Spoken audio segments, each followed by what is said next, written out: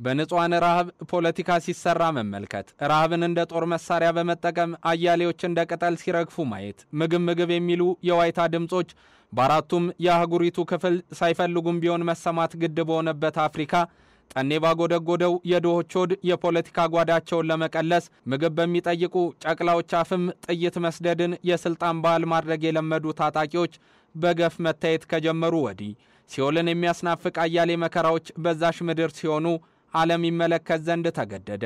በአህጉሪቱ ጠርዘኛ ሃይማኖታዊ አተያይ ይስፋፋ ዘንድ ደግሞም ካሊፌትን መስርቶ በዛ ህዝብ ይተዳደር ዘንድ ፍላጎት ማሳየት ዋነኛ ዓላማችን ነው የሚሉ ጽንፈኛ ድርጅቶች ቢታዩም ከተነሱበት ሃይማኖታዊ አስተምሮት ውጪ በቅዱስ ቁርአን ከተጠቀሰው የሰባይነት አተያይ ባፈነገጠ መንገድ አንገት ሲቀሉ በትምህርት ገበታ ላይ የተቀመጡ ሴቶችን ጠልፈው ሲወስዱ የልብ ርራይ የአይምሮ ዝነት አያቁምና ሲገድሉም ያዩ ስለ ሃይማኖታዊ እይታቸው ስለ ፖለቲካ ርዕዮት መዳረሻቸው አብዝተው ጠየቁ።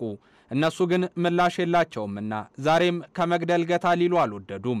ከዛች በአፍሪካ ቀንድ ጫፍ ላይ ከምትገኝ ሀገር አልፎ መላቀጠናውን በስጋት ውስጥ የከተተው በኬንያ የዌስትጌት የገበያ አዳራሽ ፍንዳታ የብዙዎችን ሕይወት ቀጥፎ በስጋት ያራደው ኢትዮጵያ ሰላሟን ያናጋልና ሉዓላዊነቴንም አደጋ ውስጥ ይከታል ብላ ወታደር አሰማርታ በልጆቿ ደም የተዋጋችው አልሸባብ በዛኛው ጫፍ ደግሞ በሰሜናዊ ናይጄሪያ በከተምም ያውሳፉላኒ መንደርተኞችን ቢያስጨንቅም እንደ ኒጀርና ካሜሩን ላሉ ድንበር ተዋሳኝ ሀገራትም ጭምር ራስ መታት ሆኖ የቀጠለው ቦኮ ሃራም ከሰሞኑ ደግሞ በአዲስ የትግል ስልትና የእልቂት ትራጀዲ መከሰትን የመረጡ መስሏል።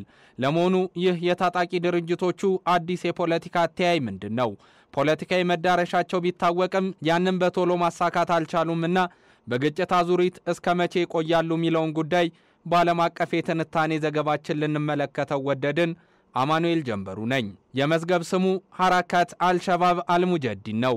ያኔ ከቀዝቃዛው ጦርነት ማግስት ሶማሊያ አሁን ድረስ ቆጥራ ማትጨርሰው ችግር ውስጥ በገባሽ ጊዜ በአገሪቱ እንዳሸን ከፈሉ አንጃዎች አንዱ ነው። በኋላም መንግስት መሆኑን አውጆ በሞቃዲሾ ቢቀመጥም የኋላ በአሜሪካ ተመቶ መበታተን ዕጣ ፋንታው ያደረገው የእስላሚክ ኮርት ኦፍ ዩኒየን ወይም እስላማዊ ፍርድ ቤቶች ህብረት የወለደው አልሸባብ ላለፉት 20 ዓመታት ለተሻገሩ ጊዜያት በቀንዱ ፖለቲካ የሱን ያል ስጋቱን የመጣ ያያላኑን ያይል አስተላለፍ ያናጋ ያገራትን የውጭ ግንኙነት ፖሊሲም በአዲስ መልክ እንዲከለስ ያስገደደ ታጣቂ ድርጅት አልተገኘም። በወደብ ከተማዋ ኪስማዩ ቢከትምም ሞቃዲሾን በቦምብ ከማውደም በጥይት አረር ከመቁላት የሚያስቆመው ስላለመኖሩ ከሰሞኑ ያደረሳቸው ጥቃቶችም እማኞች ናቸው።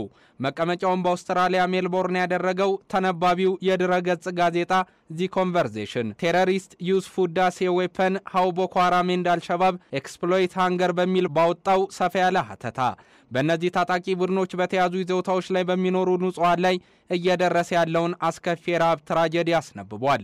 በደቡባዊ የሶማሊያ ክፍል በተለይም አልሸባብ ተቆጣጥሮ በሚያስተዳድራቸው አካባቢዎች የሚገኙ ሶማሊያውያን የዕለት ተዕለት ኑሯቸው በረሃብ የታጀበ ስለመሆኑ የሚያነሳው ጽሑፉ ለልጇ ደረቅ ጡት ሰጥታ ሕይወቷ በዛው ካለፈ እናት አንስቶ ባዶ ሳህን ይዘውና በአቧራ ተውጠው እፍኝ ሩዝ ያገኙ ዘንድ የሚሯሯጡ ሕፃናት ማየት የተለመደ ነው ይላል። ቡድኑ በአካባቢው የፖለቲካ ትርፍን ለማግኘት ደግሞም በነዋሪው ዘንድ መወደድን ይፈልጋልና የእርሻ እንቅስቃሴዎችን ከመደገፍ አንስቶ ምግብና ቁሳቁስን ማቅረብ ላይ ቢሰራም ቀን የዞረ ጊዜ ከማዕከላዊ መንግስቱ ጋር መካረር በበረታ ወቅትም በችግር መቁላትን በቸነፈር ማንገላታትንም ያውቅበታል።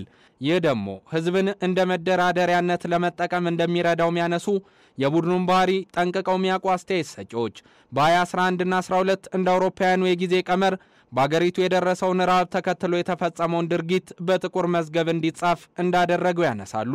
በዛን ወቅት የሶማሊያ ሰማዮች ደመናን ማርገዝ ተስኗቸው ከዋም ከዝናብም ተጣልተው ፀሐይ በነገሰችበት ወቅት የፍጥረት ነፍስ በየጢሻው ወደቀ። በአንደኛው ክፍለ ዘመንም ታይቶም ተሰምቶም አይታወቅም በሚል የተከተበው ይህ የረሃብ ታሪክ ሁነቱ እንዲከፋ ካደረጉ መራር ሐቆች ጀርባ ደግሞ አልሸባብ እጁ ረዝሞ የሚታይ ነበር። በወቅቱ የተራቡ ነፍሶችን ለማዳን የተጠሙ ንጹሃንን ለማራስ ታጣቂ ቡድኑ በያዛቸው አካባቢዎች እርዳታ ይገባ ዘንድም እንቅስቃሴ ተጀመረ። ይህ ግን ይሆን ዘንድ አልተሳካም። ህዝብ በእስልምና አስተምሮ በግብረ ገብ ይኖር ዘንድ ነው እየተፋለምኩኝ ያለሁት የሚለው ታጣቂ ቡድን የነብዩ መሐመድን ለተቸገሩ ደራሽ ሁኑ ሚል ትእዛዝ ሽሮ በሺ የሚቆጠሩ ከምግብ ተነፋፍቀው እንዲሞቱ በየነ። በቃ ሺዎች ላይ እነሱ ወደቁ። ታዲያ ከዚህ አስከፊ ወቅት በኋላም ቢሆን ከሐሰን ሼህ መሐመድ ወታደሮች ጋር ሲፋለም ከሀገራት ሰላም አስከባሪ ሰራዊት ጋር በተዋጋም ጊዜ የያዘውን ቦታ ከቦ ህዝብን በማስራብ እንደ መሳሪያ የመጠቀም ስልትን አሁንም ድረስ እንደቀጠለበት ነው።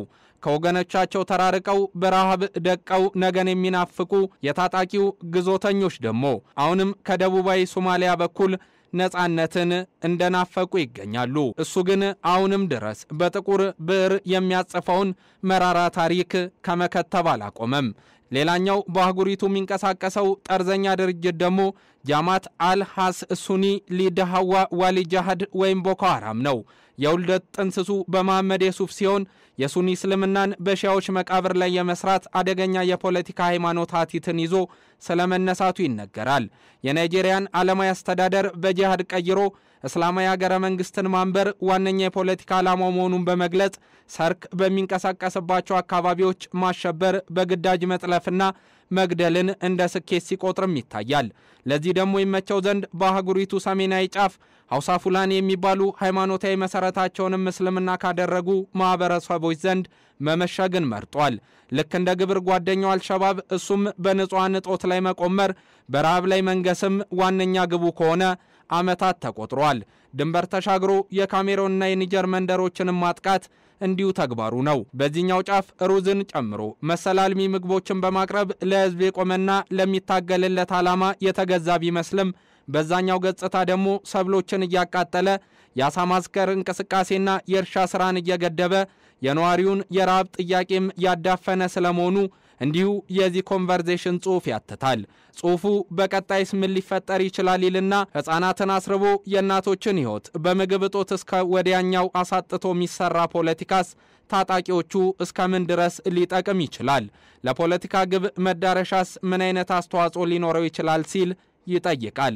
ከቅኝ ግዛት የከፋፍለ ግዛ አስተምሮት ከቀዝቃዛው ጦርነት ማብቃትና ከሊበራሊዝም አስተምሮት መምጣት በኋላ የምዕራባውያን ያስተሳሰብ ቅራኔ የራዲካል ጽንፈኝነት መገለጫ ሆነው የቀረቡት አልሸባብም ሆነ ቦኮ ሐራም ህዝብን እያስራቡ ዜጎችን እያንገላቱ ምን ያህል ይራመዱ ይሆን? ምግብ እንደ ጦር መሳሪያ በመጠቀም አስከፊ ራብ በዚች አህጉር ሲታወጅ ላላዩ ዳግማዊ ቢያፍራ አሁንም በ21ኛው ክፍለ ዘመን የጦር ስልት ሆኖ መቀጠሉን በማንሳት የነገሩን አስከፊነት ከማውራት አላቆሙም። ሽብርተኛ የተባሉት መግደልን መንግስት ነን ባዮቹም ማዳንን ግን ሲችሉበት አላየንም። የትንታኔ ዘገባውን ስናዘጋጅ ቢቢሲን፣ ዚ ኮንቨርሴሽንን፣ ሬውተርስን በዋቢነት ተጠቅመናል።